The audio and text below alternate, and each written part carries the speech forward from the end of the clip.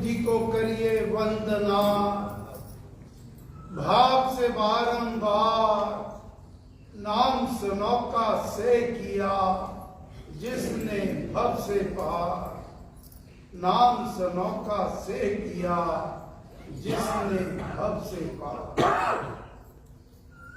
हे गुरु महाराज, आपके आशीर्वाद से, श्री राम कृपा से हमें ये सत्संग नसीब हो रहे हैं।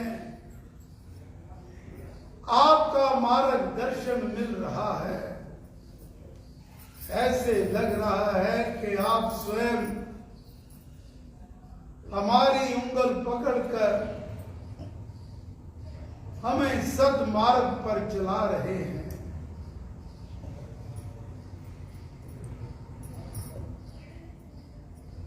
गुरु महाराज ने ये कहा कि हमारा लक्ष्य होना चाहिए इसी जीवन में राम मुझे मधुर मिलन मिले तेरा, कि हे राम ऐसी कृपा करो, मेहर करो, दया करो कि मुझे इस जीवन में आपका मधुर मिलन प्राप्त हो। जय श्री राम। आपका मधुर मिलन प्राप्त हो। ये कैसे होगा? पिछले सप्ताह गोस्वामी तुलसीदास जी महाराज की वाणी को स्मरण किया था। निर्मल मन जन सो मोहि पावा, मोहि कपट चल छिद्र ना पावा। भगवान की वाणी है कि जिसका मन निर्मल होता है, जिसके मन में ईर्ष्या द्वेष का कूड़ा करकट नहीं होता,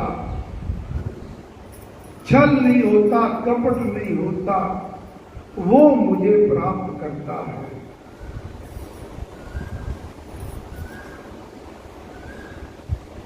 तो अब गुरु महाराज और हमें आगे ले जा रहे हैं कि इस मार्ग पर और आगे कैसे बढ़ना है, कि हमें इसी जीवन में अपनी इस जीवात्मा का परमात्मा से मेल कराना है।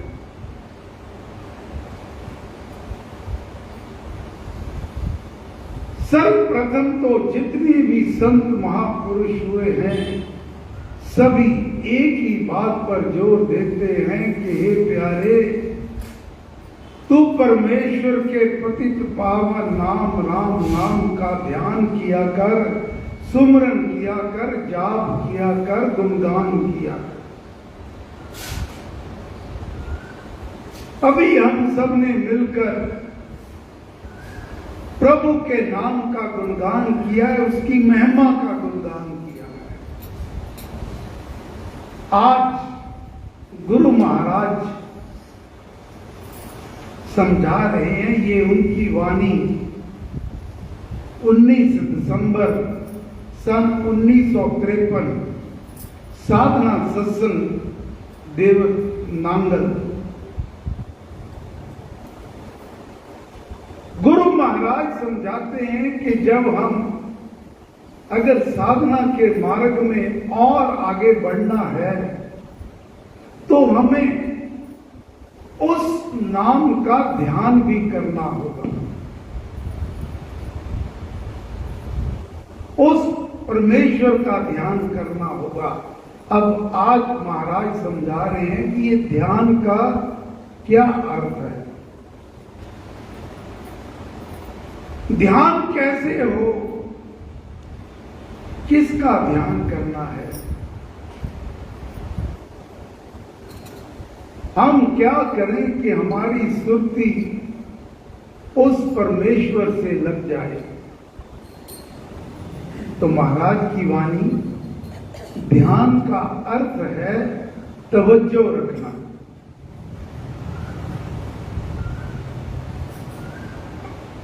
जब किसी साधक को कहा कि ध्यान करना है तो उसने प्रश्न किया किस चीज का? ये प्रश्न आना स्वाभाविक है। अगर कोई कहे कि ध्यान किया करो तो आम जन पूछेगा कि किसका ध्यान करना है? महाराज फरमाते हैं क्यों उसने ऐसा प्रश्न किया? ध्यान करना तो मूर्ति चित्र आदि का ही समझा जाता है। जैसे पिछले रविवार हमने विचार किया था, एक प्रतीक उपासना होती है। किसी चीज को प्रतीक मानकर, कोई मूर्ति है, कोई चिन्ह है, कोई बिंदु है, उसका ध्यान करना। लेकिन महाराज ने साथ ही कहा था कि ये प्रतीक कई बार ब्रह्म में डाल देते हैं। और दूसरी उपासना होती है नाम उपासना। अब महाराज उसका जिक्र कर रहे हैं कि ध्यान का अर्थ है एक मन, एक चित होकर पूरी तवज्जो देना। जब आप ध्यान में बैठो, ब्रह्म मुहूर्त का समय सबसे अच्छा होता है, क्योंकि उस वक्त प्रकृति शांत होती है। तो जब बैठो अपने मन को भक्ति भाव से भरकर, मन को ईर्ष्या, द्वेष और वृत्तियों के कूड़ा करकट को दूर करके एक मन एक चित्त होकर पूरी तवज्जो देना। पहले तो ये नहीं होगा, पहले बोलकर भी आप राम राम राम राम राम राम राम राम का जाप करें। फिर आहिस्ता आहिस्ता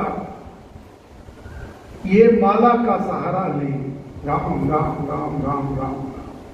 फिर ऐसे जब वृत्ति लग जाएगी, फिर माला भी छूट जाएगी, मुख से बोलना भी बंद हो जाएगा और मन जो है वो राम नाम को पकड़ लेगा।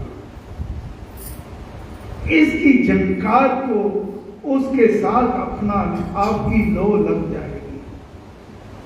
और महापुरुषों ने ध्यान का अर्थ क्या किया है?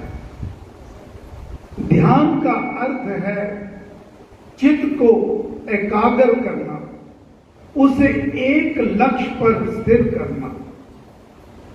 किसी विषय वस्तु पर एकाग्रता जब चिंतन की क्रिया ध्यान कहलाती है। लेकिन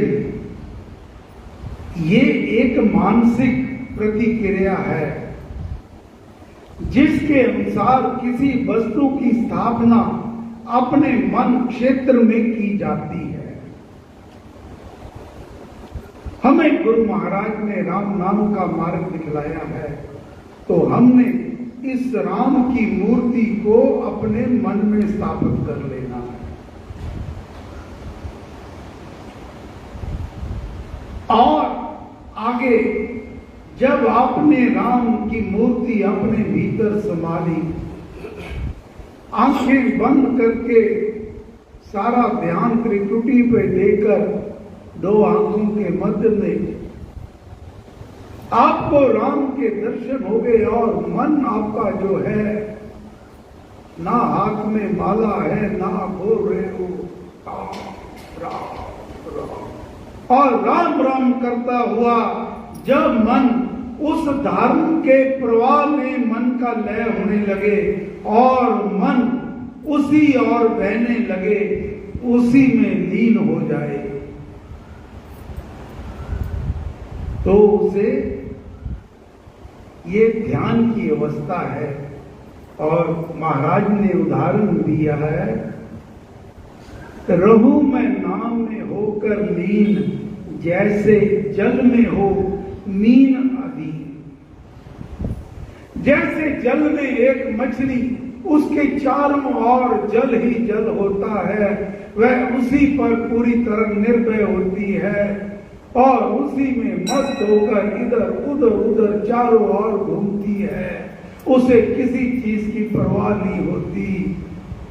अगर कोई हम अपने लालच के लिए उसको जल से निकाल दें तो तड़प तड़प कर प्राण दे देती है। यही स्थिति एक साधक की होनी चाहिए। रहूं मैं नाम में होकर लीन, नाम में ऐसे लीन हो जाओ जैसे मछली जल में होकर रहती है, और फिर राम कृपा भरपूर मैं पाऊं, परम प्रभु को भीतर लाऊं। उस परमेश्वर को अपने भीतर समा देना। आगे महाराज की वाणी अमृतवाणी में श्लोक नंबर 7 अभी हमने पाठ किया है कि ये मंत्र का ध्यान कैसे करना है।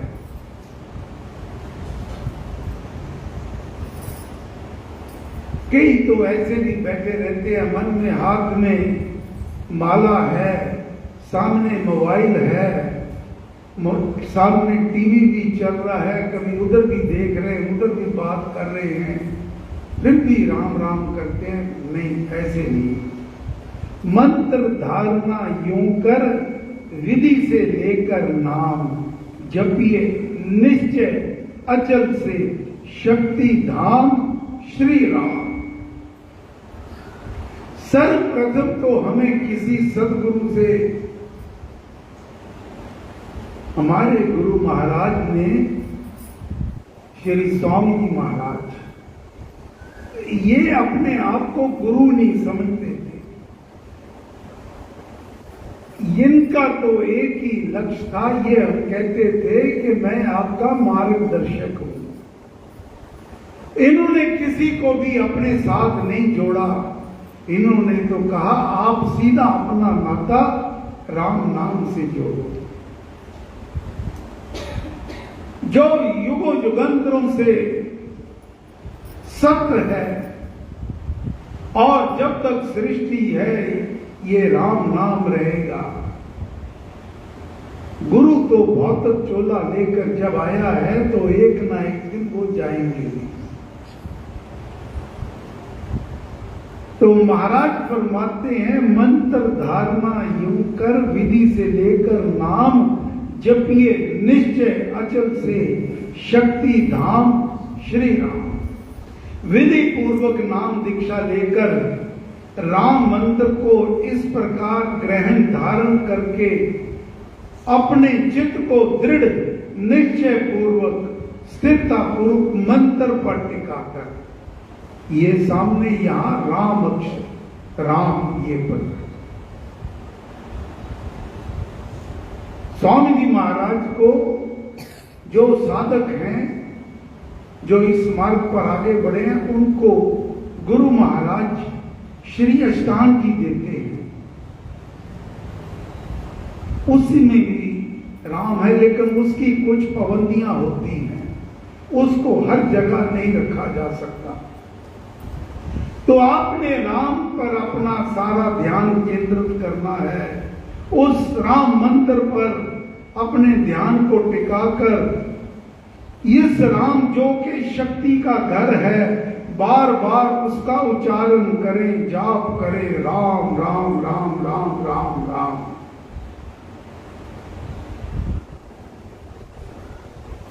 मंत्र धारणा क्या होती है? चित्त को केवल मंत्र में बांध रखने का नाम मंत्र धारणा है।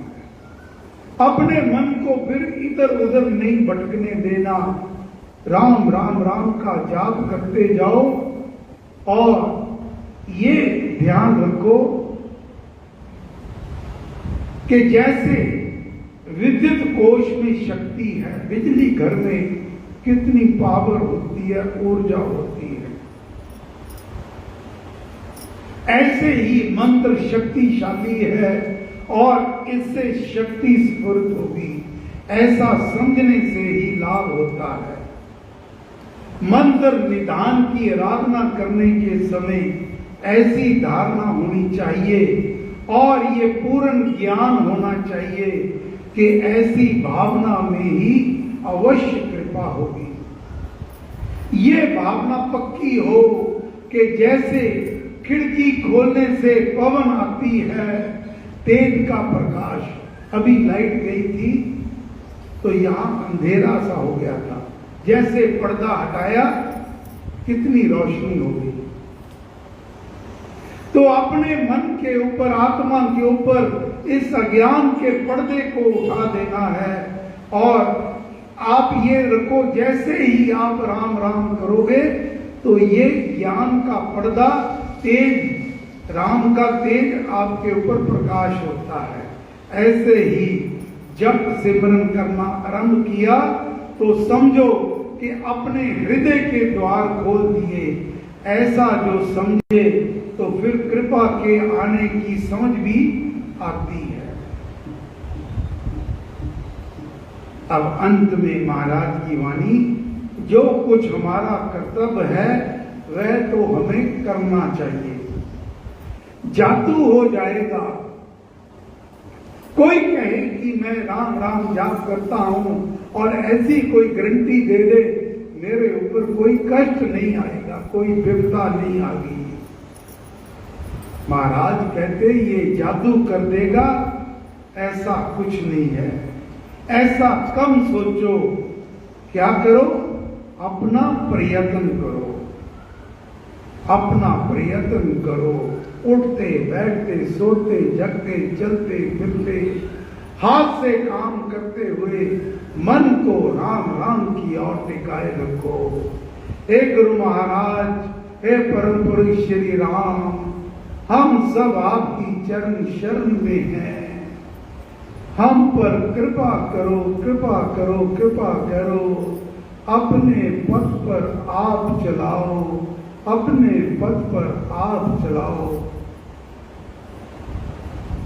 अपनी कृपा से हमें निहाल रखना, नाम का दान बख्शना।